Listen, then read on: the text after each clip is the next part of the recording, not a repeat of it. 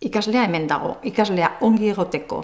Hau da, garapen psikologiko, pertsonala, soziala, akademikoa garatzeko inguruan gauden guztiak lan egin behar dugu. Orientatzaileok dugun, eskuartean dugun ardura, ikaragarria da, bai? Gu gara nolabait ikasleon ibilbide akademikoan trenbide luze bat, bai? Irakasleak, tutoreak ezinbestekoak dira, bere bide horretan, baina geltokiak dira. Gu izan beharko ginateke pixka bat erreferentea alde horretatik ibilbide guztian.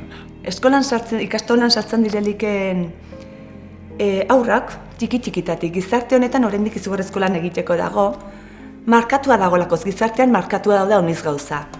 Baina gu saiatzen gara ez, berdintasun horretan, persona bezala lantzen, eta ez genero bezala, persona bezala.